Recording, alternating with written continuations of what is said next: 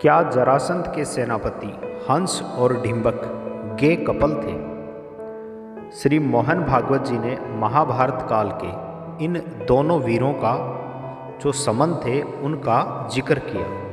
ये जिक्र इन्होंने LGBTQ समुदाय को लेकर के किया।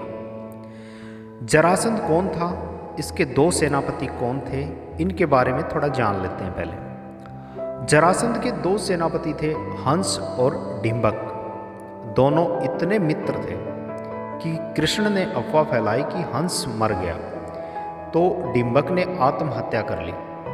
दोनों सेनापतियों को ऐसे ही मारा गया। यह क्या था?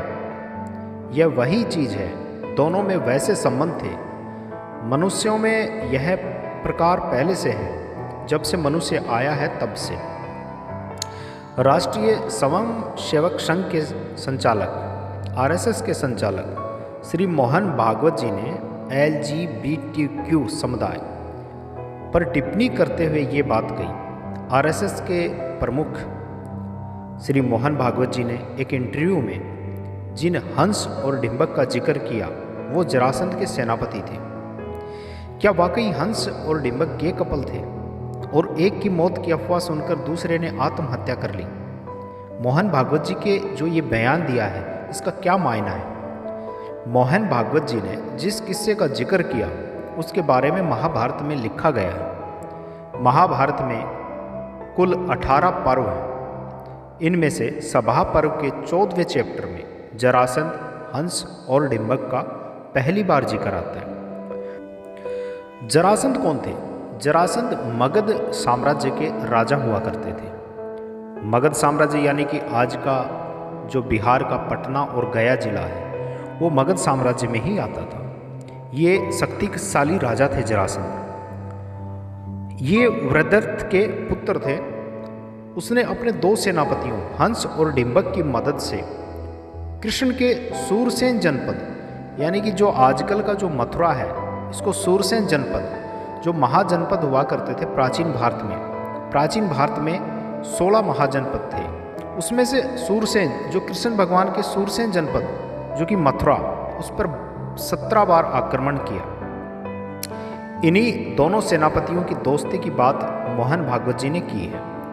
उन दोनों सेनापतियों की बहादुरी के बारे में कृष्ण कहते हैं कि युधिष्ठिर, तुम समझ लो कि अगर वो दोनों जिंदा होते तो जरासंध तीनों लोगों का सामना कर सकता था। यह सिर्फ मैं नहीं कह रहा, सभी राजाओं का यही मानना है। इसके बाद कृष्ण युधिष्ठिर को बताते हैं कि हंस और डिंबक के सहारे जरासंध ने कैसे मथुरा पर 17 बार आक्रमण किया। एक दूसरे के प्रेम में इन दोनों की मौत हुई। जरासंध से जब 17वीं बार लड़ाई हो रही थी तब उसकी तरफ से हंस नाम का एक राजा लड़ने आया और युद्ध में वो कृष्ण के भाई बलराम जी के हाथों मारा गया। सैनिकों ने जब उसका वध होते देखा तो शोर मचाने लगे कि हंस मारा गया। यह बात जब डिंबक को मिली तो वो अपने दोस्त को मरा हुआ जानकर यमुना में कूद गया, मानो ये कह रहा हो कि मैं हंस के बिना इस संसार में जीवित नहीं रह सकता। डिंबक की आत्महत्या की खबर मिलने पर हंस ने भी अपने प्राण त्याग दिए। हालांकि इन दोनों संबंधों के बारे में एक राय नहीं है। पौराणिक कथाओं में दोनों सेनापतियों की दोस्ती का जिक्र आता है, जिसे समलैंगिक संकेत के तौर पर देखा जा सकता है, जो कि इंग्लिश में जिनको गे कहा जाता है, मगर ये पूरी तरह स्पष्ट नहीं है। कई ग्रंथों में हंस और डिंबक के संबंधों पर अलग अलग राय मिलती है। कई ग्रंथों में हंस और डिंबक के बीच के संबंध को साथी और प्रेमी के तौर पर बताया गया है। वहीं हरिवंश पुराण सहित कई अन्य ग्रंथों में इन दोनों को भाई कहा गया है, ब्रदर कहा गया है। तो दोस्तों, आपको कैसा लगा ये मेरा वीडियो? अगर अच्छा लगा तो लाइक करना, सब्सक्राइब करना, शेयर करना। धन्यवाद।